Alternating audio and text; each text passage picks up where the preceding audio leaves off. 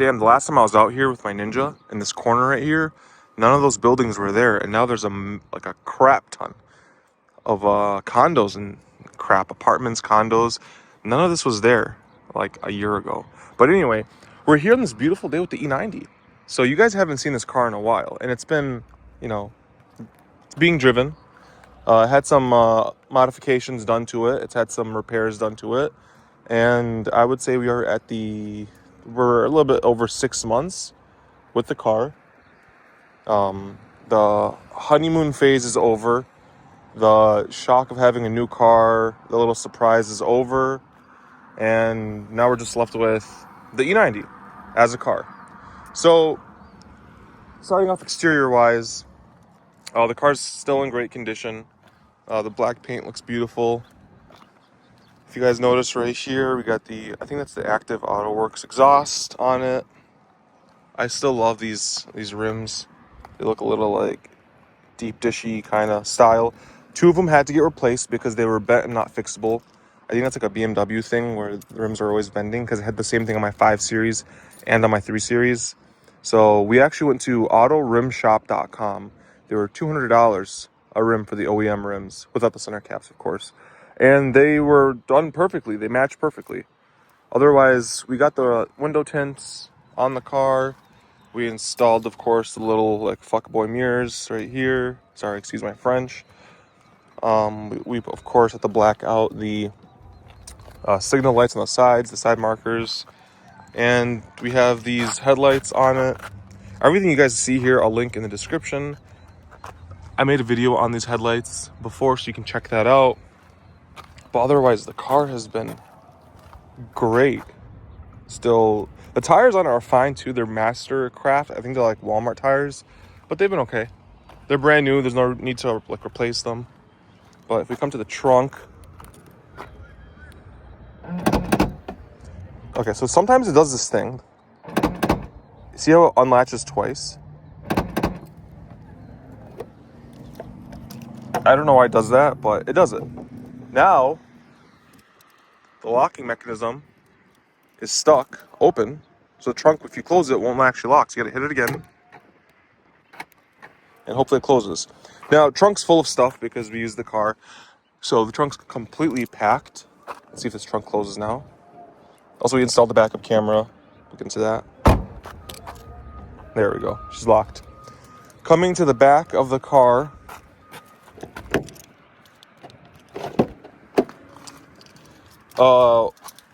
a mod that was done was, in the first video you guys saw, the car did not have the reclining or the folding seats. Sorry, not power folding, just folding seats. And now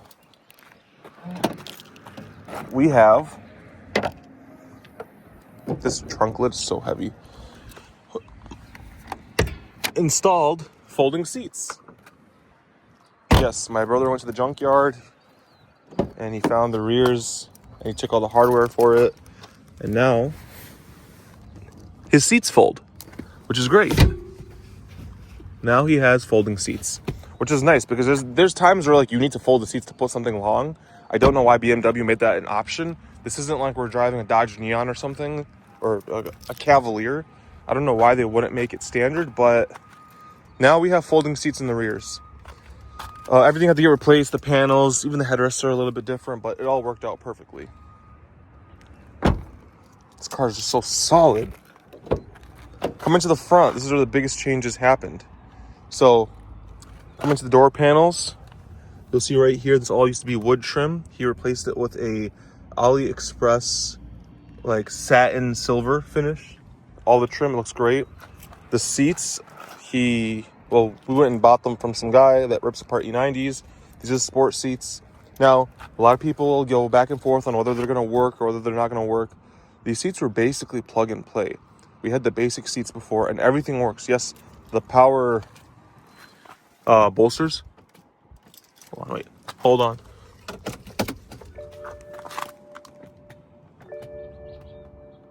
I don't know if you guys can see that or hear it. Power bolsters work. Everything works in the seat. Just get one from the same year, right? If you have a 2011, get a 2011 because you might have issues with, for example, the active head restraint not working. and a bunch of other stuff. Just get the same year. He got the same year. It was all plug and play. It worked out perfectly. Coming to the steering wheel. This is an AliExpress steering wheel wrap on an M Sport steering wheel. So yes, he bought the M Sport steering wheel, bought the airbag, put it all together, and then he wrapped the steering wheel, and it looks fantastic. The steering wheel under it was great anyway, but this just looks so much better. The car also did not come with paddle shifters, so he had to wire in the paddle shifters. That wasn't too hard either. You can go on the forums and see how to do it, but it's super simple. And now we have working paddle shifters. He also did the rear fog light thingy, so we also have rear fog lights over here. Coming to the center console, that's the original screen we made. But we'll get into that in a little bit. But coming down here, we still have more satin silver on the bottom right here. It looks super nice, like over the wood trim. It looks phenomenal. Coming down here, everything else is still the same. Satin trim all down here. Like, look at that. It looks great. On the door panel as well, it's over there. Cup holders, as you guys see, both cup holders work fantastic. Great.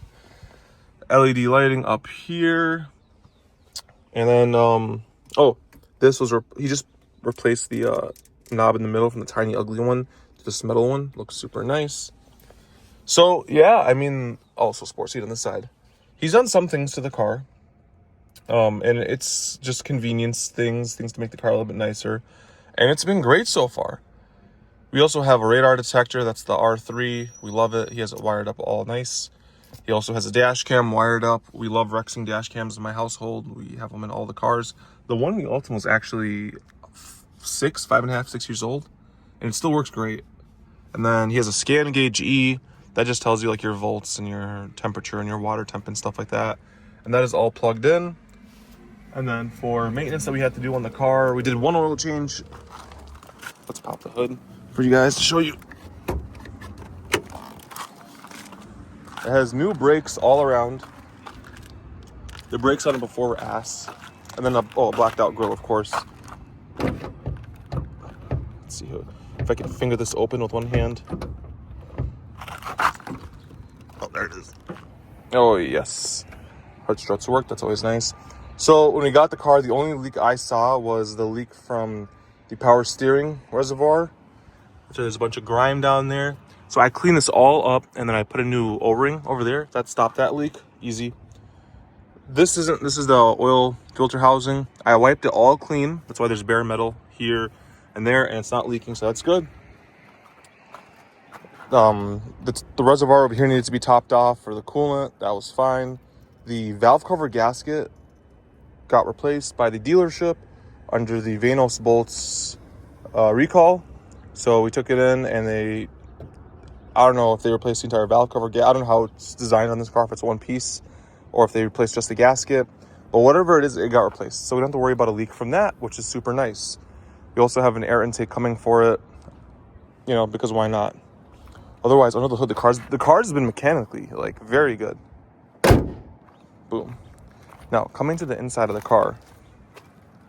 I'm gonna come right back over here. So the exhaust on the car is the Active AutoWorks exhaust. He has a secondary cat delete and an X pipe and some resonator installed on it. It might start with an I. I'm not 100% sure what it is, but my brother did all the exhaust work on the car. That's why it sounds the way it sounds.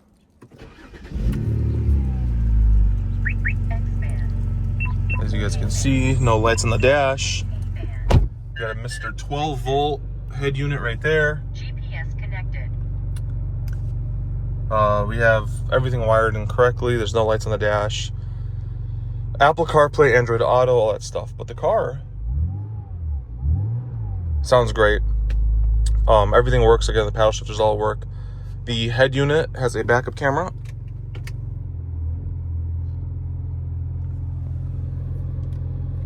So, like I said, it's a Mr. 12 volt.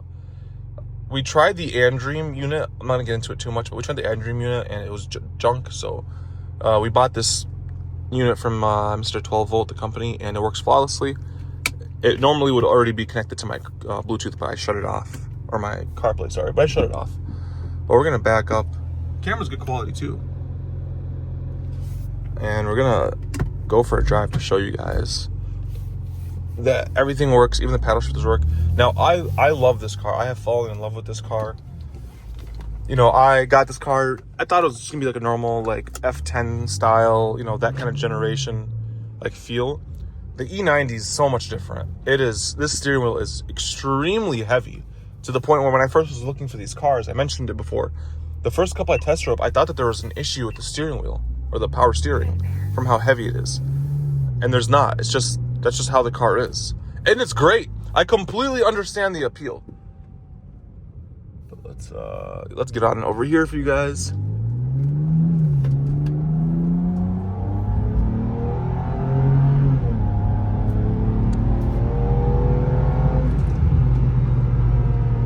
And we are in sport mode, that's why it's holding the revs.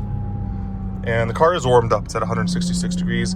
He usually keeps the scan gauge on the volts and the water temp. But we're in, you know, sport mode. Now, as you guys can see, once I hit this paddle right here, we went to M3, M4. And if you're wondering about burbles, yes, she does burble. She burbles a lot. The only thing I don't like is that, like, in my cars with paddle shifters, you just hold the right paddle and you can get out of manual mode. This car, you have to bump this stick back and then bump it once more to get back into drive sport. But it's great. Like, I completely understand why people love these cars. This is a fantastic driver's car. And I know this is only a 328. It's not a 35. But it's still a fantastic, absolutely fantastic driver's car. It's planted on the road, and I can only imagine what this car could do when you give it real tires instead of these like Mastercrafts. Like if you throw on like a good set of like Continentals or Michelins or something, right? I can only imagine how this car would handle. But the way it's handling right now is like great. It's fun. You can feel the heft of the car. It doesn't feel like a size-wise like a Corolla, even though it's a Corolla size. It feels heavier. Everything about this car feels heavier. The steering, the handling, even the doors, the lock, everything just feels like there's weight to it, if that makes sense. Open road right here, so we're gonna rip on it. 40 mile an hour pull. Oh, there's somebody's keeping up with us. Look at that. Got a BMW friend back there. But yeah, I mean, this car, it can hold its own for what it is, which is a 14-year-old, you know, car.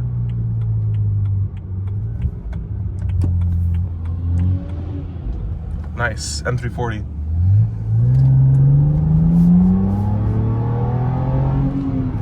It just revs out, like, you know, it rips to 7,000 RPM, like, great. Oh, you can hear the burbles in the back. I'm just hearing it just like firing. Pop, pop, pop, pop, pop, pop, pop, pop, pop. Pop, pop, pop, pop, pop, pop, pop, pop. Like, it's just like queefing. But yeah, I just want to take you guys out for a drive and show you guys the car. It's great. There's no issues with it, no check engine lights. You can, you know, comfortably beat on the car, which is nice. And, yeah, we're happy with it. It's a fun car. But if you guys have any questions, comments, concerns, leave them in the description. I will be doing a separate video on the 12 volt or the Mr. 12 volt. But yeah, E90, guys. E90.